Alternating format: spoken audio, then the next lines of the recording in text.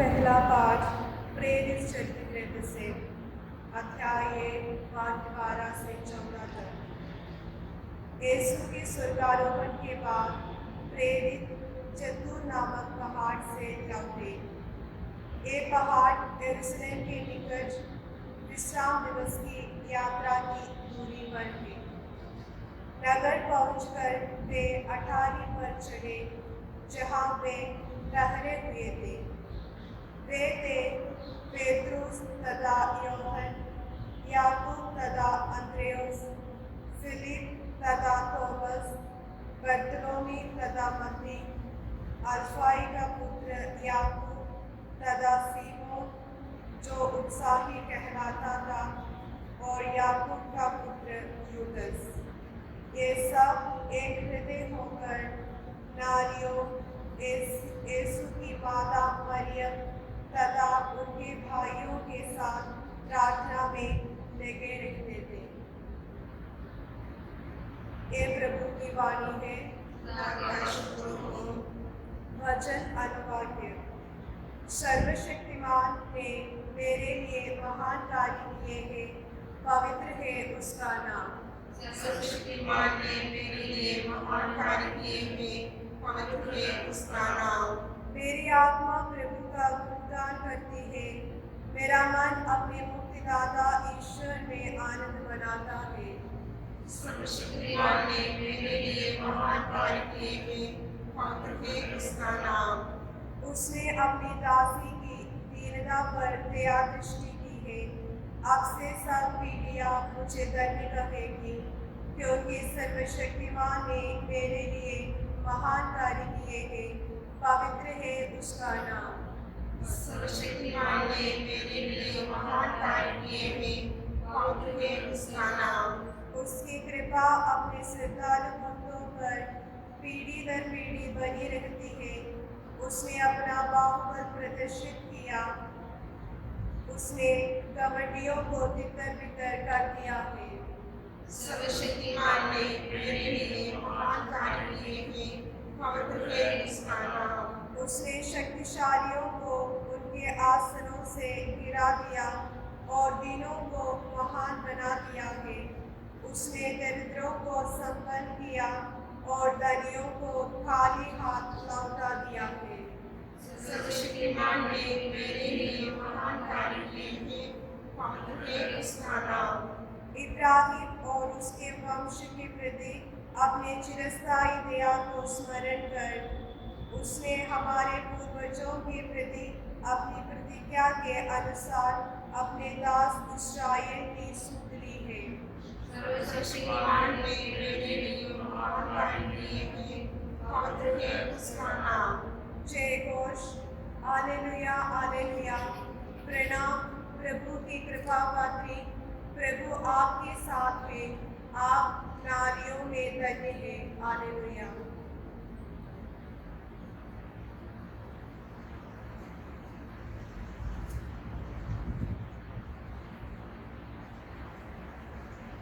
आपके साथ हो और आपके साथ भी हो। मेरे मुकद्दस संत लूकास के मुताबिक एक खुदावंद में हमें हो।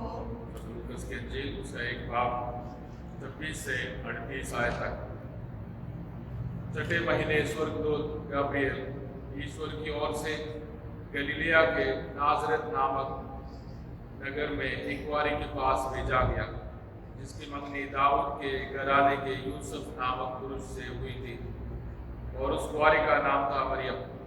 स्वर्गदूत ने उसके यहाँ अंदर आकर उससे कहा, प्रणाम प्रभु की कृपा पात्री, प्रभु आपके साथ है।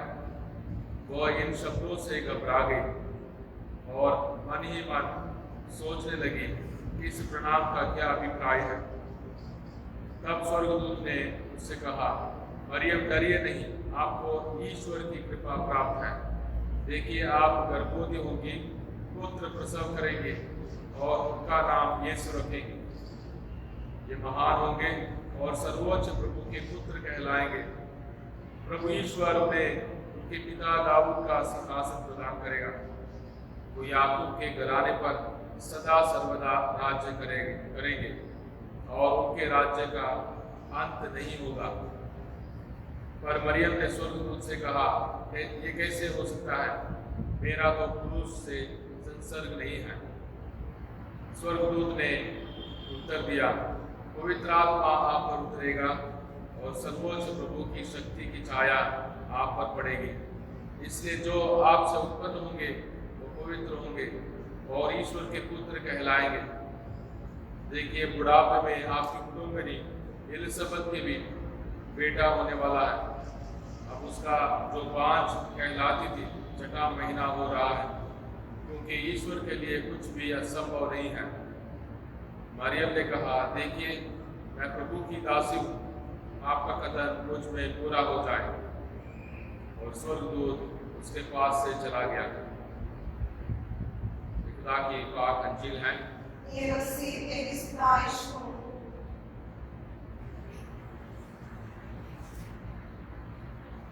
आज मेरे भाई और बहनों, हम रोजरी की माँ की ईद मनाते हैं। माँ मरियम को अलग अलग नाम से पुकारते हैं, अलग अलग नाम से ऐतिहासिक तौर पर पुकारते हैं, क्योंकि माँ मरियम के दर्शनों के जरिए, संदेशों के जरिए माँ मरियम ने अपने इस महान लड़ाई को, महान सिफारिश करने काम को, प्यार बांटने इस काम को जारी रखा है। क्योंकि सलीब के नीचे से जब माँ मरियम को ये जिम्मेदारी दी गई, पूरी दुनिया की मानव जाति की माँ बनकर की रक्षा करना और उन्हें मदद करना और उनके साथ रहना, माँ मरियम ने पूरे दिल से, बेशक हम सब नालायक हैं, हम सब गुनाहगार हैं, पापी हैं, वफादार नहीं हैं, फिर भी माँ मरियम ने अपने बेटे के इस हुक्म को माना और माँ मरियम आज तक अपने इस किरदार को, अपने इस जिम्मेदारी को निभाती आ रही है। अक्सर रोजरी के बारे में सोचते हैं ये ऐसे ही बूढ़ों की दुआ है या अनपढ़ लोगों की दुआ। हाँ, अनपढ़ लोगों की भी दुआ है और बुजुर्गों की भी दुआ है, पर ये एक लड़ाई का एक हथियार है। रोजरी एक रूहानी तलवार है जो हमारे हर एक परेशानी को काट कर हमें खुदा के नज़दीक ले जा सकता है।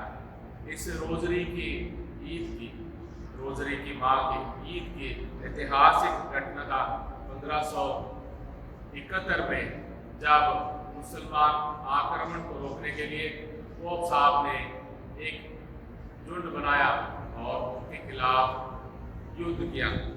युद्ध इसलिए किया क्योंकि प्रोटेस्टेंट रिफॉर्मेशन के चलते जब मार्टिन लूथर ने कलीसिया के बीच में फूट पैदा किया, उसकी वजह से बहुत सारे देश, यूरोप में सारे देश पोप साहब की बात नहीं मानते थे और पोप साहब के खिलाफ ही हो गए थे।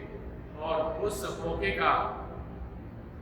को देखकर मुसलमान राजा ने, उत्तमान ने यूरोप में आक्रमण करने के लिए कोशिश किया और रोम पर कब्जा करने की कोशिश की।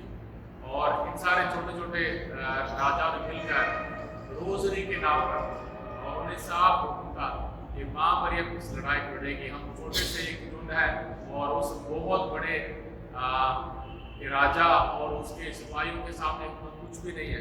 यहाँ तक बहुत सारे छोटे छोटे राजा जो मार्टिन लूथर के साथ कलीसिया से निकल गए थे, उन्होंने साथ भी नहीं दिया। और इस डर के सामने बहुत सारे, यहाँ तक खेती बाड़ी करने वाले भी लड़ाई के लिए गए। और इस लड़ाई में जीत हासिल करने के लिए उपवास करना, रोजा रखना, रोजरी दुआ करना, कोई गाली नहीं निकालना, अपनी जुबान को पाक रखना। और माँ मरियम ने उस लड़ाई के दौरान भी दर्शन देकर, पाक शराकत की आशीष देकर और कलीसिया की एकता के लिए संदेश दिया। और उस जीत को ऐतिहासिक इसलिए कहते हैं, वो मुमकिन नहीं था, उस लड़ाई को जीतना मुमकिन नहीं था, क्योंकि छोटी सी एक झुंड थी और बहुत बड़ी एक राजा और उसके सिपाहियों के सामने जीतना मुश्किल था। और माँ मरियम ने रोजरी के उस हथियार के जरिए जीत दिलाई, हलीमी के उस हथियार के जरिए जीत दिलाई। और ये जीत हम सबों के लिए एक याद दिलाता है बार बार कि जितना हम खुदा के साथ जुड़े रहेंगे उतना ही खुदा हमारी रक्षा करेगा। हमें खुदा के नज़दीक रहना, हमें खुदा के साथ जुड़े रहना ज़रूरी है। और माँ मरियम हम सबों के लिए एक हलीम फरिश्ते के समान है या खुदा के चेलों के समान है। जैसे पहले पार्ट में हमने सुना प्रेरित चरित्र उसका 1:14 में माँ मरियम चेलों के साथ है। माँ मरियम एक अलग किरदार, एक बहुत बड़ी ताकत या अलग पहचान नहीं मांगा। माँ मरियम चेलों के साथ बैठकर दुआ कर रही है और माँ मरियम अपने संदेशों में बार बार कहती है, जहाँ मेरे बेटे की आराधना होती है, जहाँ मेरे बेटे की दुआ होती है, वहाँ मैं भी आप लोगों के साथ हूँ। मैं भी आप लोगों के साथ अभी पाक कुर्बानी हम चढ़ाने वाले हैं, पाक वचन को पढ़ रहे हैं। माँ मरियम हमारे बीच हाजिर है। माँ मरियम हमारे साथ मौजूद है। माँ मरियम अपने पाक फरिश्तों के जरिए साथ यहाँ अपने बेटे की आराधना हमारे साथ जरूर करेंगे। हमारे जो भी मतलब हैं, हमारी जो भी ज़रूरतें हैं, इन मतलबों को हमने खुदा के हवाले करना है। और इस पूरे महीने में जब हम रोज़री पढ़ते हैं, हमें याद रखना है ये रोज़री मुझे खुदा के साथ जोड़ने वाली दुआ है। ये रोज़री मुझे खुदा के प्यार के साथ जोड़ने वाली दुआ है। ये रोज़री खुदा के साथ मेरे इस मेरे नाते को और बंधने वाले और मजबूत करने वाली दुआ है। ये रोज़री मुझे उम्मीद के साथ बांधने वाली दुआ है। ये रोज़री मुझे खुदा के प्यार के साथ बांधने वाली दुआ है। इसलिए मुझे खुदा के पाक वचनों को दोहराते हुए लूकस के अंजील उसका 1:28 आयत, लूकस के अंजील 1:42 आयत, दोनों आयतों को बार बार दोहराने से हम फरिश्ते के पैगाम को ले आते हैं और एलिज़ाबेथ के उन मुबारक बातों को दोहराते हैं और खुदा से यही दुआ करते हैं, खुदा मैं कमज़ोर हूँ, खुदा मैं तेरे प्यार से दूर हो जा रहा हूँ, खुदा मेरे अंदर उम्मीद की कमी है, खुदा मैं उदास हूँ, खुदा मेरे परिवार में टूट है, खुदा मेरे परिवार वफादारी नहीं है, खुदा इस कुर्बानी को मैं चढ़ा नहीं पा रहा हूँ अपने बच्चों के लिए, बीवी के लिए, अपने ज़रूरतों के लिए, मुझे ताकत दे। और माँ मरियम हमारे इस लड़ाई में, इस रूहानी लड़ाई में हमें जीत हासिल करने के लिए ज़रूर मदद करेगी। रूहानी लड़ाई इसलिए प्यारे भाइयों और बहनों, क्योंकि दुनिया हम सबों को अलग अलग चाल, अलग अलग रास्ते, बड़े खूबसूरत रास्ते दिखाकर हमें बहकाएगी। क्योंकि हमें शुरुआत में पता नहीं चलता है, जब हम उस रास्ते में खो जाते हैं, उस गड्ढे में गिर जाते हैं, सारे पैसे, सारे दिखावे, सारे खूबसूरती और सारे इज्जत सब कुछ खोने के बाद हमें पता चलता है कि मेरी ज़िंदगी में मेरा कोई पहचान नहीं रह गया है, मेरी इज्जत खत्म है और मैं इस यहाँ वहाँ भटक कर मैंने अपने उस प्यार खुदा के साथ अपने उस प्यार को मैंने बरकरार नहीं रखा है। माँ मरियम हमें हमसे एक ही लफ्ज़ कहने के लिए बुला रही है, खुदा के सामने हाँ कहना, खुदा के सामने हाँ कहना, दुनिया के ताकत, दुनिया के चाल के सामने ना कहना सीखना, ना कहना सीखना कि खुदा के सामने हमेशा हाँ, खुदा तेरी मर्जी पूरी हो, क्योंकि तेरी मर्जी मेरे लिए ज़रूर फलदायक है, मेरे लिए ज़रूर फ़ायदामंद है, तेरी मर्जी ज़रूर मेरे लिए, बेशक सलीबी सफ़र हो सकता है, मेरे लिए ज़रूर फ़ायदा लाएगी। माँ मरियम ने प्रभु यीशु मसीह को हमारे लिए इस दुनिया में लाया। माँ मरियम के ज़रिए प्रभु यीशु मसीह दुनिया में आए। माँ मरियम के ज़रिए प्रभु ने इस दुनिया में ज़िंदगी हमारे लिए जी। माँ मरियम के साथ प्रभु ने उस सलीबी सफ़र में हम सबों को सबक दिया, हम सबों के लिए प्यार की कुर्बानी चढ़ाई और माँ मरियम की सिफारिश हम सबों के लिए हमेशा बने रहे।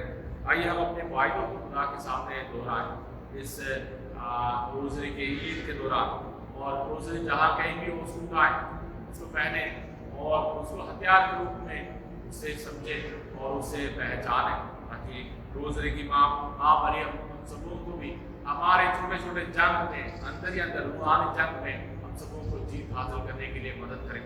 अपनी ज़ुबान को पाक बनाएं, इन लफ्ज़ों को दोहरा कर अपने सोच विचार को पाक बनाएं, इस रोज़री माला को पढ़कर, और प्रभु यीशु मसीह के प्यार को और भी हासिल करने के लिए कोशिश करें। माँ मरियम के समान खुदा से कहें, आपकी मर्जी, आपका वचन मेरी ज़िंदगी में पूरी, आपका वचन, आपकी मर्जी मेरी ज़िंदगी में आज और हमेशा हर रोज़ पूरा हो, ताकि बरकत हम सबों पर, खासकर हमारे परिवारों पर हमेशा बने रहे।